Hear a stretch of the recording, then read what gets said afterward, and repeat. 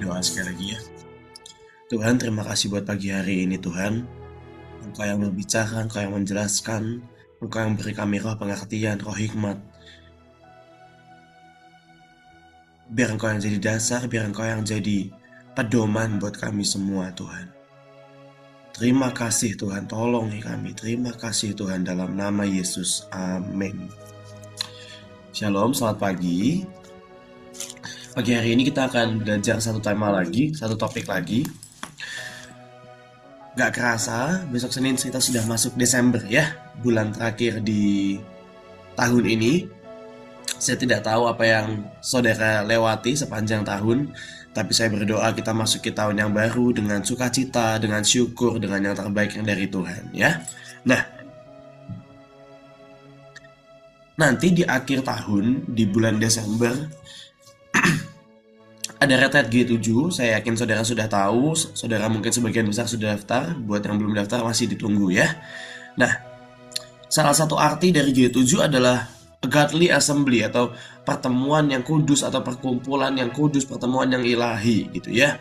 Adalah sebuah perkumpulan, sebuah pertemuan yang ilahi. Nah, Alkitab mencatat ada banyak sekali jenis pertemuan. Alkitab mencatat ada banyak sekali jenis perkumpulan. Nah, tapi kenapa pagi hari ini temanya Godly Assembly adalah dengan harapan seperti ini. Saudara dan saya, kita ngerti bahwa di G7 nanti ini bukan perkumpulan biasa. Ini bukan perkumpulan yang rutin, ini bukan pertemuan yang common, yang umum. Ini adalah pertemuan khusus, ini adalah perkumpulan yang khusus. Mari sama-sama kita belajar pada pagi hari ini. Mazmur 2 ayat 2, 6, dan 10. Mazmur 2 ayat 2, 6, dan 10. Saya bacakan. Raja-raja dunia bersiap-siap dan para pembesar bermufakat bersama-sama melawan Tuhan dan yang diurapinya. Ini adalah kondisi di akhir zaman di mana manusia di bumi, raja-raja dunia, ilah zaman dan sebagainya berusaha bermufakat untuk melawan Tuhan. Kita tidak hidup di masa yang baik-baik saja, kita berdoa untuk shalom, kita berdoa untuk damai dan sebagainya. Tapi pada kenyataannya, kita hidup di masa manusia bangkit melawan Tuhan. Kita hidup di masa di mana orang-orang bangkit melawan Tuhan. Tapi yang ajaib gini, di sisi musuh, di sisi manusia, ada orang yang berkumpul untuk melawan Tuhan. Tapi di sisi seberang, di sisi Tuhan, Tuhan juga mempersiapkan. Apa yang Tuhan siapkan? Yang Tuhan siapkan seperti ini, ayat 6 dan 10. Akulah yang telah melantik rajaku di Sion, gunungku yang kudus. Di tengah raja-raja dunia berkumpul untuk melawan Tuhan, Tuhan siapkan jawaban, Tuhan siapkan counter, Tuhan siapkan lawannya. Lawannya apa? Dari sisi Tuhan, Tuhan juga melantik, Tuhan juga mempersiapkan raja-rajanya. Karena untuk menghadapi raja dunia, dibutuhkan juga anak-anak Tuhan di level raja-raja. Saudara nangkap sampai sini ya. Jadi kenapa untuk melawan raja dunia, Tuhan harus mempersiapkan kita di G7 nanti? Simple. Karena untuk melawan raja-raja dunia, anak-anak Tuhan perlu sampai ke level raja-raja. Nah, aku melantik rajaku di gunung yang kudus. Oleh sebab itu, hai raja-raja, begitu dilantik panggilannya sudah beda. Begitu dilantik penyebutannya sudah beda. Hai raja-raja, pagi hari ini semua yang join di Heavenly Realm, hai raja-raja, bertindaklah bijaksana, terimalah pengajaran, hai para hakim dunia. Di G7 ada pelantikan. Pelantikan apa? Untuk kita jadi raja-raja yang pertama. Tapi pelantikan yang kedua untuk kita jadi hakim dunia. Bukan untuk menghakimi semena-mena, bukan untuk menghakimi sesuka kita, tapi untuk menghakimi menurut ketetapan firman Tuhan. Ya. Nah, ini bukan perkumpulan biasa. Ini perkumpulan bagi mereka yang dipersiapkan Tuhan untuk jadi raja-raja dan hakim dunia. Ini nggak pernah jadi perkumpulan rakyat, ini nggak pernah jadi perkumpulan yang umum. Ini adalah perkumpulan raja-raja dan hakim-hakim yang ilahi. Hakim-hakim, raja-raja yang Tuhan tetapkan, yang Tuhan pilih sendiri. Saya berdoa saudara menangkap bahwa ini bukan kumpul biasa, ini bukan acara tahunan, tapi ini adalah momen di mana saudara dan saya kita dipersiapkan untuk melawan keadaan dunia, untuk menahan keadaan dunia, untuk menjadikan janji Tuhan nyata sebelum kehancuran, sebelum kesesakan tiba. Jadi kalau banyak orang mikir gini ya, oh ini dilantik jadi level raja-raja, ini dilantik jadi raja-raja, wah ini jabatannya keren, berkatnya banyak, betul. Tapi kalau saudara dilantik untuk level seperti ini, artinya ada musuh di level seperti ini juga. Saudara nangkap ya, tidak mungkin tanpa alasan Tuhan melantik saudara tanpa tujuan. Saudara dan saya kita dilantik untuk momen seperti ini karena ada musuh, ada yang harus kita hadapi di level ini. Ibaratnya musuhnya 100, Tuhan butuh menyiapkan 100 juga. Tadinya cuma 2 nih, Tuhan butuh menyiapkan 100 juga. Ya, maka dari itu kalau saudara sering streaming Mahanaim, kalau saudara sering dengerin khotbah-khotbah di Mahanaim, Ibu Iin belakangan lagi sering berkata gini, harus ada 100 Kak Leo, harus ada 100 Pak Luki, harus ada 100 Ibu Nita, harus ada 100 Pak Joshua Christian. Tujuannya apa sih? Karena untuk melawan raja dunia diperlukan orang-orang di level raja-raja. Ya, maka dari itu G7 ada untuk pelantikan dan pengajaran para raja dan para hakim. Jangan lupa siapkan dirimu untuk datang sebagai raja-raja yang belajar. Ini adalah kelas pengajaran bagi raja-raja. Ini adalah kelas pengajaran bagi mereka yang dilantik Tuhan. Kak, tapi saya bukan raja-raja. Kak, tapi saya cuma ibu rumah tangga. Kak, tapi saya cuma karyawan biasa. Kak, tapi saya bla bla bla bla bla. Kabar baiknya adalah berhubung G7 masih sebulan lagi, saudara punya persiapan, saudara punya waktu untuk mempersiapkan dirimu untuk kita siap dilantik jadi raja-raja. Ada banyak sekali khotbah tentang level raja-raja, ada banyak sekali khotbah untuk persiapan G7. Saudara dengarkan, kita belajar sama-sama. Nanti di G7 kita ketemu sebagai raja-raja yang dipilih Tuhan. Amin. Nah, lanjut. Pagi hari ini judulnya Godly Assembly, perkumpulan yang ilahi, perkumpulan yang kudus gitu ya. Nah, sebenarnya gini, Alkitab itu mencatat ada banyak sekali assembly, ada banyak sekali perkumpulan. Mulai dari yang tidak godly, yang tidak ilahi, bahkan cenderung membawa masalah, perkumpulan-perkumpulan yang membawa masalah, perkumpulan yang biasa, sampai perkumpulan-perkumpulan yang ilahi. Nah, Alkitab mencatat ada banyak sekali assembly. Ada sekali waktu Yesus mengajar dan menyembuhkan. Saudara perhatikan baik-baik, setiap kali Yesus ngajar pasti ada tulisannya gini, maka berkumpullah orang banyak. Itu assembly loh. Itu assembly. Ya, setiap kali Yesus ngajar maka berkumpullah orang banyak. Itu assembly. Ada lagi perkumpulan ahli Taurat dan orang Farisi.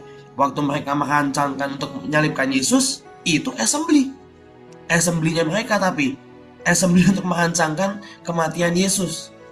120 orang berkumpul waktu hari Pentakosta menantikan Roh Kudus. Itu assembly.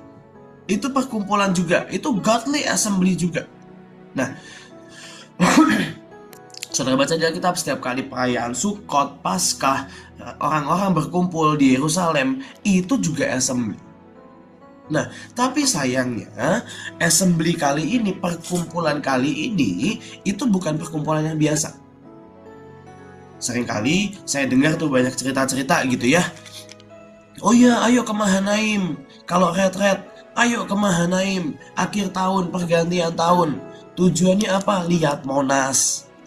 Tujuannya apa? Mau jalan-jalan keluar kota. Tujuannya apa? Liburan. Nah, ini bukan assembly untuk mereka yang mau lihat Monas. Ini bukan assembly untuk mereka yang mau jalan-jalan. Ini bukan assembly untuk mereka yang cuma pengen lihat Jakarta dan Bekasi kayak apa. Ini assembly untuk orang seperti apa? Mari kita belajar. Bilangan 11 ayat 16 sampai 17. Bilangan 11 ayat 16 sampai 17. Lalu berfirmanlah Tuhan kepada Musa, kumpulkanlah di hadapanku dari antara para tua-tua Israel 70 orang. Di Indonesia ada banyak orang Kristen. Di Indonesia ada banyak perkumpulan. Di Indonesia ada begitu banyak anak-anak Tuhan. Tapi kenapa saudara yang datang? Tapi kenapa saudara yang berkumpul? Tapi kenapa saudara yang dikirim dari provinsi masing-masing untuk datang ke Bekasi, datang ke Mahanaim tanggal 28 sampai tanggal 1 nanti? Simple. Karena saudara adalah pemimpin-pemimpin. Saudara adalah raja-raja. Seperti hari itu Musa panggil 70 tua-tua. Kak, tapi kan Musa cuma 70, ya rakyatnya cuma 1 juta, cuma 2 juta. Kenapa nanti yang kumpul harus 4.000? Karena rakyat Indonesia banyak, 280 juta ya. Kumpulkanlah yang kau ketahui menjadi tua-tua bangsa dan pengatur pasukannya. Yang pertama, perkumpulan ini, Godly Assembly di G7 nanti, bukan untuk rakyat biasa. Maaf kalau bahasanya kasar. G7 nanti bukan sebuah perkumpulan untuk rakyat biasa. Kenapa? Notesnya begini, Musa hanya boleh panggil satu para pemimpin, para tua-tua. Dan yang kedua yaitu mereka pengatur pasukannya. Peraturan pertama untuk saudara hadir nanti. Apakah saudara sudah punya pasukan? Karena kalau saudara nggak punya tim, saudara nggak punya pasukan, saudara nggak punya anak didik, saudara tidak punya kelompok, maka tidak bisa dihitung sebagai pemimpin. Karena bagaimanapun salah satu syarat untuk jadi pemimpin, jelas ada timnya, jelas ada pasukannya. Itu salah satu peraturan. Waduh kak, tapi saya belum punya murid, tapi saya belum punya anak didik, berarti saya nggak boleh berangkat. Tenang, saudara boleh berangkat. Saudara punya 1 bulan untuk mulai mendidik generasi. Saudara punya 1 bulan untuk mulai memuridkan. Saudara punya 1 bulan untuk mulai menggembalakan. Gak harus jadi pendeta, gak harus jadi ketua youth, gak harus jadi guru. Saudara cuma perlu mulai. Karena firman Tuhan jelas berkata, 70 tua-tua ini adalah mereka pengatur pasukan. Yang boleh datang cuma tua-tua bangsa dan pengatur pasukannya. Jadi yang boleh datang siapa? Pemimpinnya, gembalanya, dan officer kalau kata bahasa Inggrisnya, dan wakil-wakilnya, atau boleh kalau dalam bahasa gereja, dan pastoralnya. Kak, saya bukan gembala, tapi saya memuridkan. Ayo berangkat. Kak, saya bukan ketua youth, tapi saya mendidik beberapa anak. Ayo berangkat. Tapi buat saudara yang belum punya, salah satu peraturan untuk di level raja-raja dan hadir dalam perkumpulan ini adalah saudara punya anak, saudara punya murid, saudara punya tim, saudara punya pasukan. Kenapa? Karena di level raja-raja kita nggak bisa bekerja sendirian. Di level raja-raja kita nggak bisa hidup sendirian. Dan mereka yang disebut tua-tua, mereka yang disebut sebagai pengatur pasukan dalam bahasa Inggris dikatakan begini, panggil mereka yang respected, mereka yang dihormati, mereka yang dihargai, dan panggil mereka yang responsible, panggil mereka yang bertanggung jawab. Salah satu syaratnya untuk ikut G7, syaratnya untuk diperhitungkan sebagai level raja-raja, saudara itu orang yang bertanggung jawab. Dan respected itu gini, bukan berarti setiap kali orang ketemu saudara orang akan nunduk gitu ya, bungkuk gitu ya, selamat datang paduka gitu, bukan ya. Nah, respected itu apa sih? Respected adalah saat dimana orang bisa lihat saudara sebagai teladan. Respected adalah saat dimana orang belajar dari hidup saudara. Respected adalah saat dimana orang bisa makan dan dapat bekal dari hidup saudara.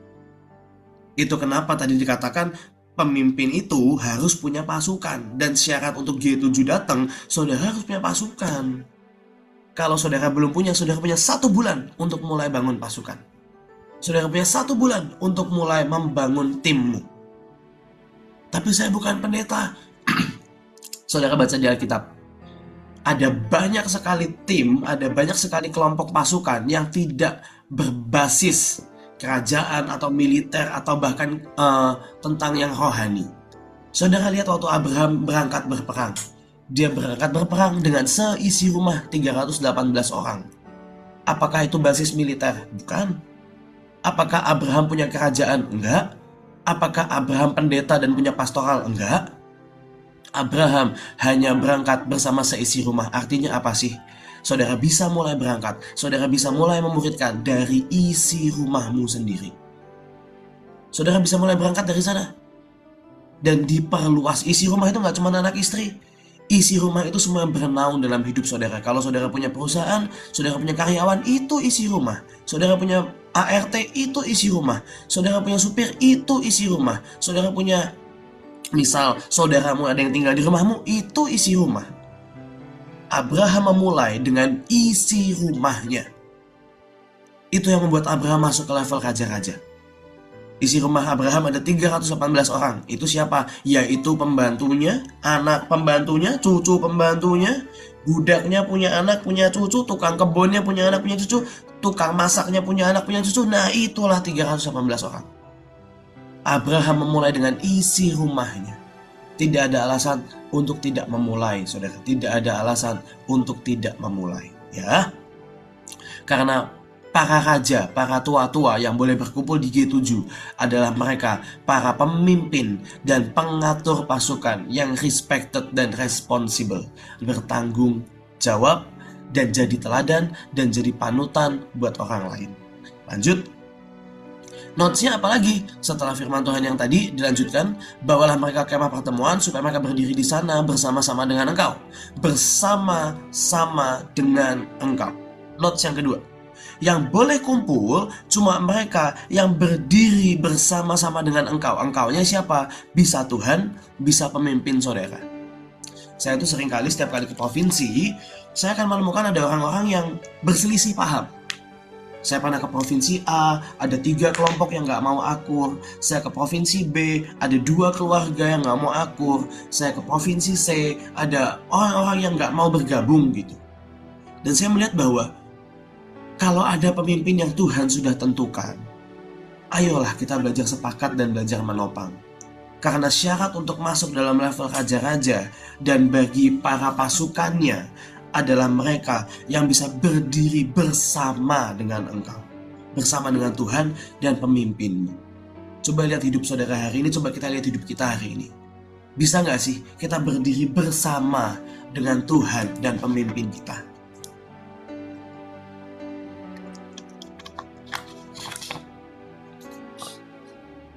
Bagaimanapun, pemimpin adalah wakil Tuhan di bumi. Bisa nggak kita belajar sepakat dan ayo ikut mau dibawa kemana? Bisa nggak kita belajar sepakat dan percaya bahwa dia punya perhitungan, pemimpin kita punya perhitungan, punya pertimbangan, dan ayo belajar percaya. Saya ingat hari itu waktu zaman COVID, hari itu saya tugas, saya lupa retretnya judulnya apa waktu zaman COVID. Kalau nggak salah Sword and Shield atau apa gitu. Hari itu saya bertugas sebagai keamanan dan bagian penginapan. Saya sebagai keamanan dan bagian penginapan. Hari itu HP dikumpulkan buat semua anak muda. Kenapa? Karena itu COVID, gak boleh kumpul. Dan kalau sampai ada yang videoin, bahaya gitu ya. Dan saya mendapati sebuah kasus yang menyebalkan sekali. Kasusnya apa? Setiap hari selalu ada orang yang minta HP-nya dibawa ke baktian, minta HP-nya dikembalikan. Sampai satu kali cukup panas, perdebatan cukup panas, pertengkaran cukup panas antara saya dengan jemaat yang minta HP-nya. Dia ngotot, dia bilang gini, saya bilang gini, maaf, ini HP nggak bisa dikembalikan, sudah dikasih tahu di pendaftaran dan nggak boleh pegang HP.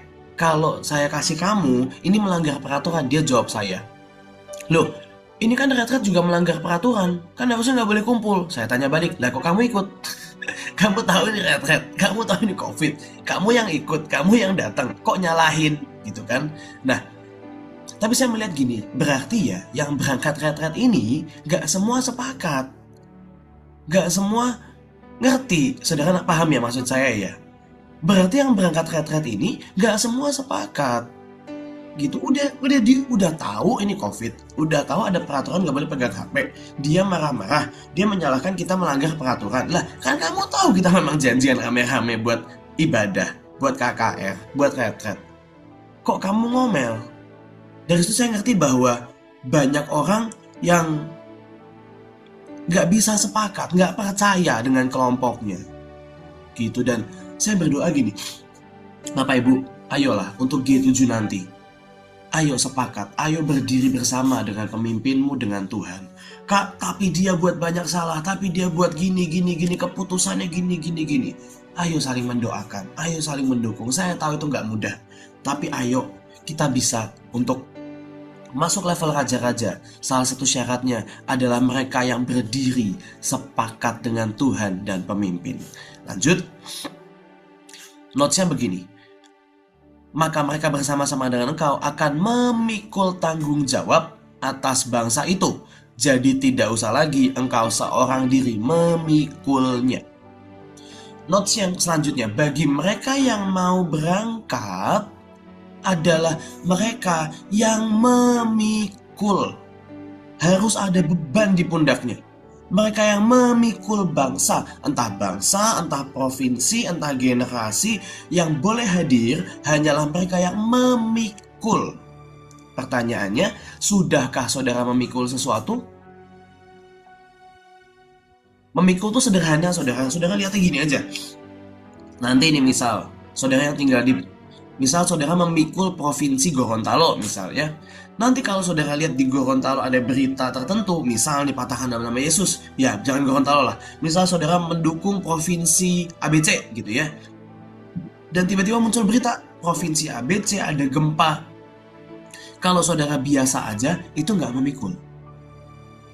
Kalau saudara, waduh kena gempa, ya udah, itu nggak memikul. Tapi kalau saudara pusing, saudara langsung berdoa, saudara mikir gimana cara berangkat, saudara bisa buat apa, itu sudah mulai memikul. Baru mulai ya, itu sudah mulai memikul. Nah, coba lihat dalam hidup saudara, saudara mikul sesuatu nggak?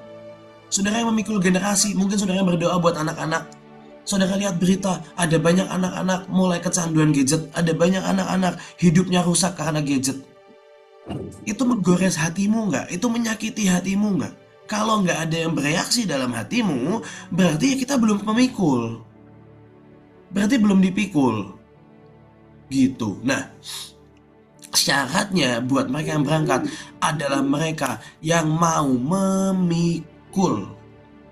Coba saudara lihat, sudahkah saudara memikul? Dimulai dari keluargamu, yes. Tapi mari perbesar gendongan kita kalau bahasa saya. Ayo mari perbesar apa yang harus kita gendong. Gak cukup memikul satu keluarga. Ada banyak keluarga-keluarga yang harus dipikul juga. Gak cukup memikul satu RT, karena ada kota-kota yang harus dipikul. Gak cukup memikul 2-3 orang, karena ada generasi yang harus dipikul. Pastikan saudara memikul sesuatu.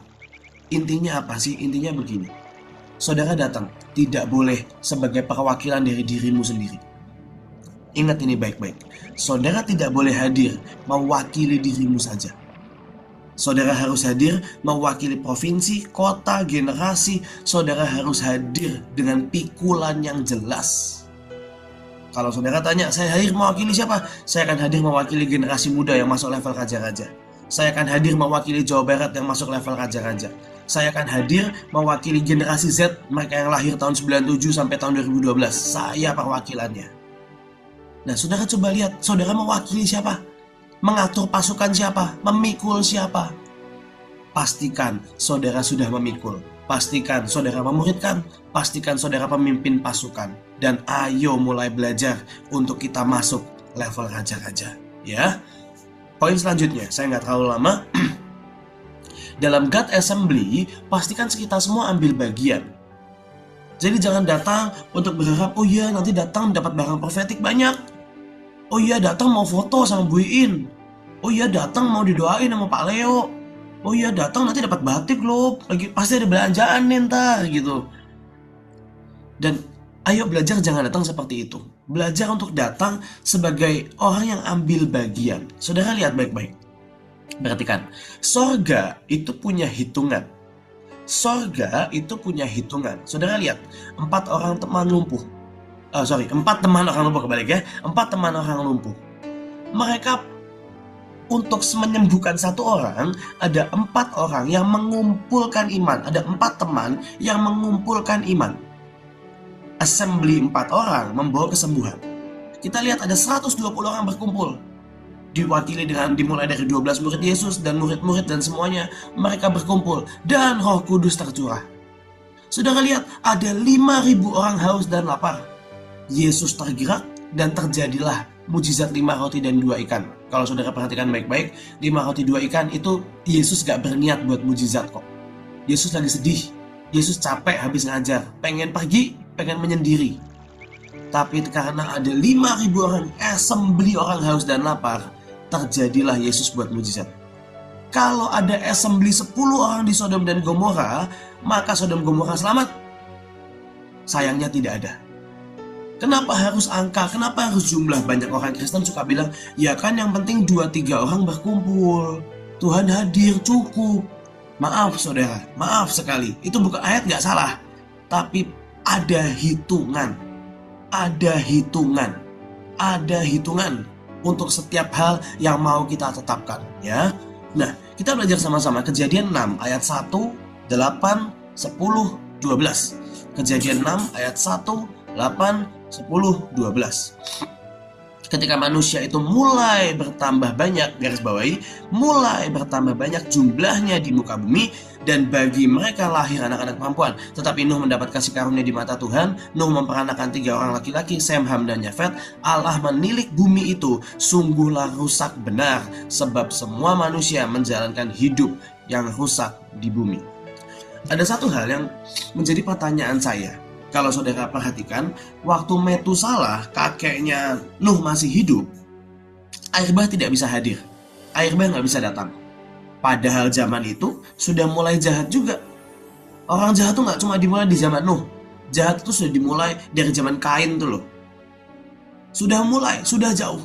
Nah, dikatakan gini, kenapa waktu zaman Metusalah air bah ditahan? Air bah nggak datang, tapi waktu zaman Nuh air bah datang. Ini jawabannya.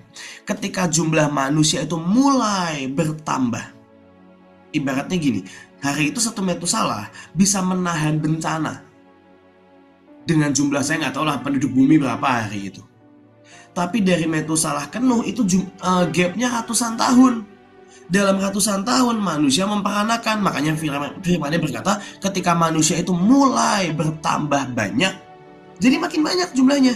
Kenapa? Ya kan Alkitab berkata hari itu malaikat jatuh, mereka, kalau dalam bahasa Indonesia Alkitab, anak-anak Allah, mereka nikah dengan manusia, dipandang elok-elok gitu kan, cantik-cantik. Nikahlah mereka, kawin mengawinkan, manusia makin banyak, kejahatan makin banyak. Perhatikan baik-baik. Waktu kejahatan belum terlalu banyak, Metusalah satu cukup untuk menjaga bangsa, menjaga dunia. Tapi waktu kejahatan makin banyak, yang harus menahan harusnya makin banyak. Tapi sayangnya hari itu yang menahan hanya Nuh dan keluarga. Saudara bisa anggap ya sampai sini ya perbandingannya. Anggap penduduk bumi waktu zaman Metusalah, anggaplah hari itu mungkin baru 100.000. Tersebar di seluruh bumi 100.000. Tapi di zaman Nuh sudah bertambah banyak. Mungkin udah 500.000. Mungkin sudah 1 juta. Cukup nggak? Nggak cukup kalau cuma Nuh aja. Maka dari itu, kalau saudara perhatikan baik-baik, 2 Petrus 2 ayat 5, dan jikalau Allah tidak menyayangkan dunia purba, tetapi hanya menyelamatkan Nuh, pemberita kebenaran itu. Nuh itu keliling khotbah, saudara. Sambil bangun kapal, Nuh keliling khotbah.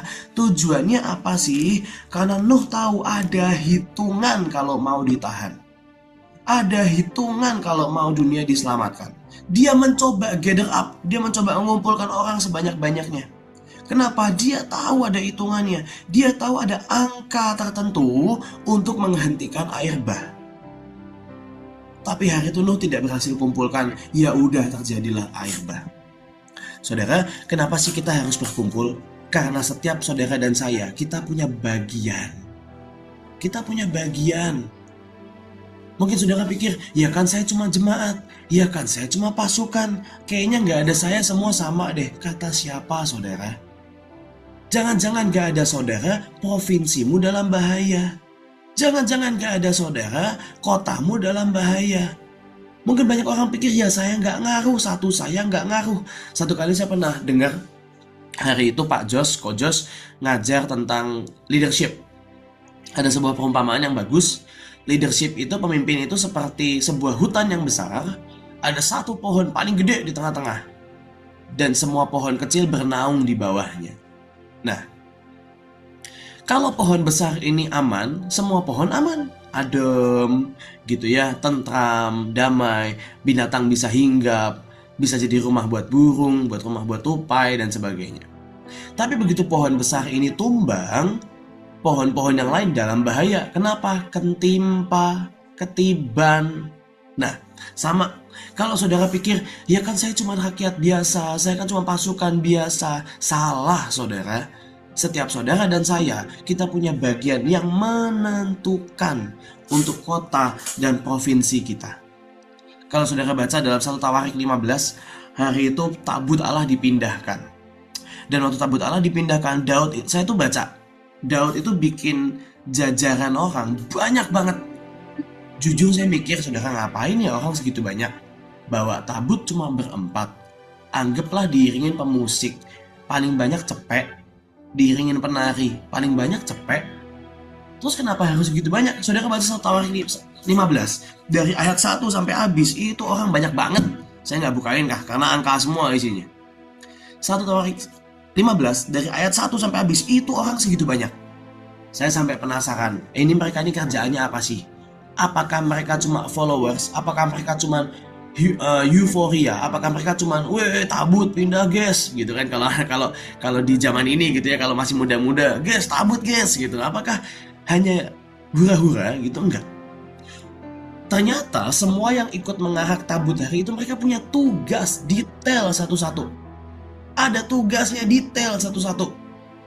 Kaum ini bagian tenda, kaum ini bagian fondasi, kaum ini main simbal, kaum ini main kecapi, kaum ini main serunai, kaum ini yang mimpin ibadah, kaum ini bagian ini, bagian ini, bagian ini, kaum ini yang jaga gerbang di depan, kaum ini yang bagian ini.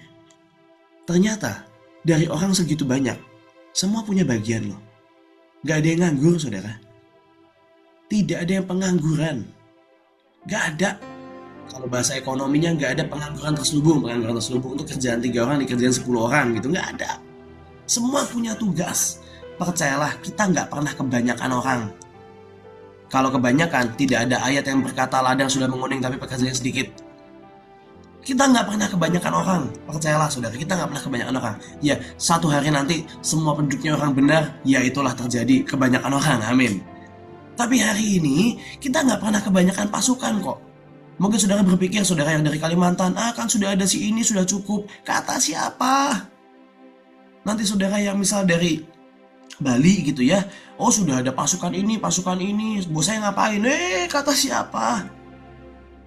Saudara semua masing-masing, tiap-tiap kita, bahkan anakmu yang mungkin masih kecil, bahkan suamimu yang biasanya cuma ngantar saudara gak pernah ikut kebaktian, mereka pun punya bagian. Saya tutup dengan seperti ini.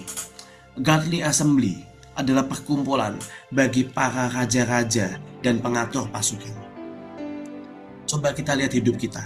Sudahkah kita mencukupi standar persyaratan untuk masuk dalam level raja-raja, untuk masuk dalam Godly Assembly? Syaratnya sederhana kok saudara, syaratnya sederhana. Memang setelah pulang bukan berarti kita petentang-petenteng sudah jadi level raja-raja, enggak, bukan itu poinnya. Poinnya nanti pulang kita harus belajar lagi memang. Tapi bisa nggak kita datang dengan tadi ya syarat-syaratnya? Responsible, respected, punya pasukan, sepakat berdiri bersama, dan ambil bagian.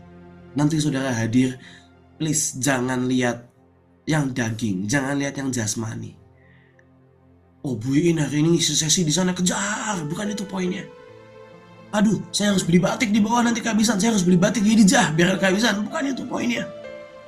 Poinnya bukan, wah saya harus cepet mandi, pokoknya begitu kelar ibadah saya lari mandi, karena biasanya kalau mandi rebutan di Mahanaim. No, bukan itu poinnya.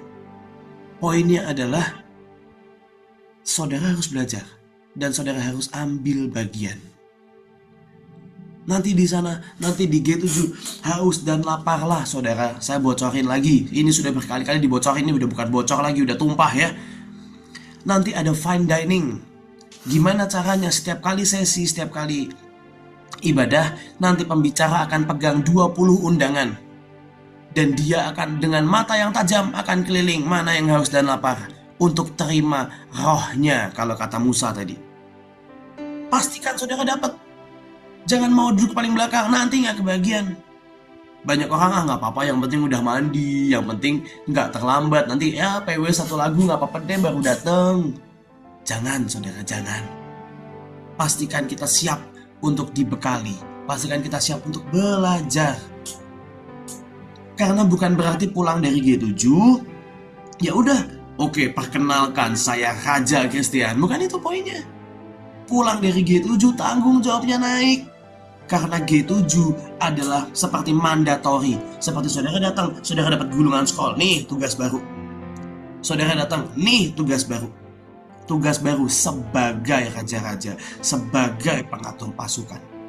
Pastikan saudara ambil bagian, karena dalam assembly yang luar biasa, semua orang punya bagian.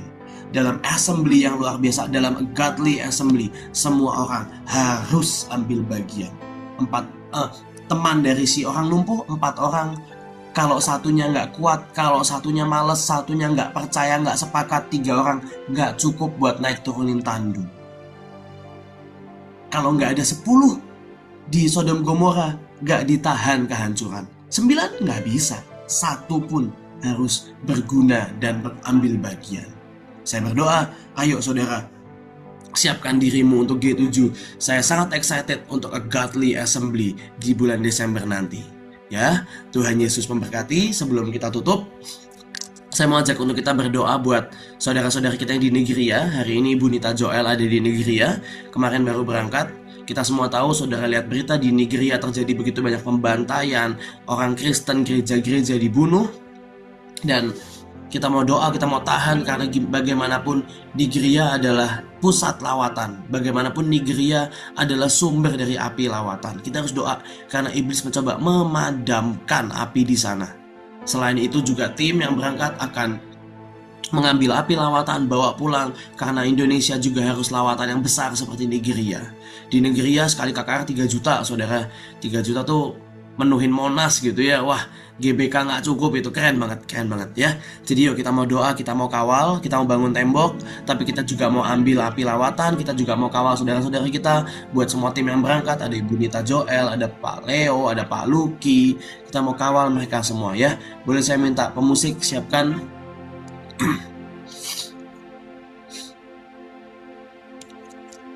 Saya minta lagu Sedang Terjadi, pencurahan roh Tuhan. Tuhan, kami mau kawal semua tim yang ada di Nigeria, Tuhan. Kami mau kawal, Tuhan. Kami mau kawal. Kami bangun tembok yang berlapis-lapis. Penjagaanmu sempurna, Tuhan. Penjagaanmu sempurna. Penjagaanmu sempurna, Tuhan. Kami berkata dalam nama Yesus, semua roh yang tidak menciptakan langit dan bumi, semua roh yang tidak menciptakan langit dan bumi, kau tidak boleh masuk, kau tidak boleh perjalanan, kau tidak boleh merusakkan, kau tidak boleh mengacaukan, karena ini perjalanan untuk api Tuhan untuk pulang atas Indonesia, karena ini perjalanan untuk kekuatan yang lebih besar masuk ke bangsa kami.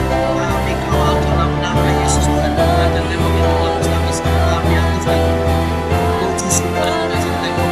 Oh, di tembok mana mereka pergi. Oh, yang banyak kemenangan. Yang suka dalam nama Yesus, kami kasih tembok. Kami siap kasih tembok. Kami aktifkan dalam nama Yesus, dalam nama Yesus. Ada tembok kami, tembok ujian tidak bisa. Ada tembok semuanya, ada tembok deklarasi, tembok bangsa. Kami aktifkan dalam nama Yesus. Kami sama pada Tuhan, semua musik dengan semua saya telah buruk, semua sebagai-sebagai Tuhan dan rakyat semuanya kami berkata dalam nama Yesus. Yesus sejahtera jauh dari pasukan dalam nama Yesus.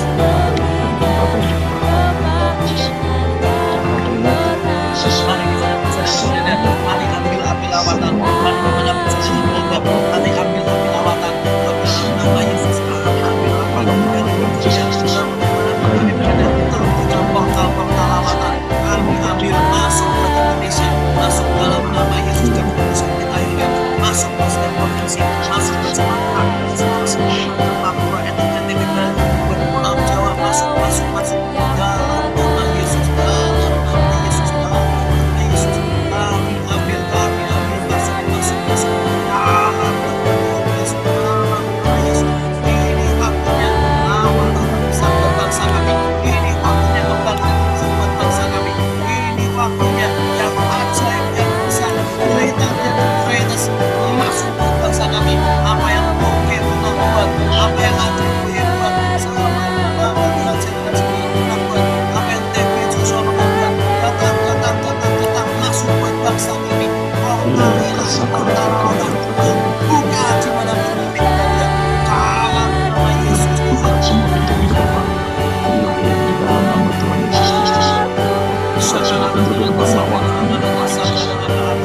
semua beberapa hati aku penuh dengan Yesus yang sangat luar biasa. Biar Engkau Tuhan, roh yang pertama Roh Kudus, Tuhan, roh Allah yang berdiri sampai pada kesempurnaan, sampai pada kegenapan, karena Engkau yang merekayasa.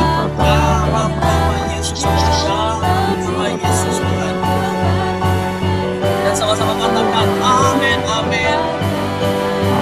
Ya Tuhan, kami sepakat katakan amin, amin. Kami sepakat, kami sepakat, kami sepakat. Terima kasih,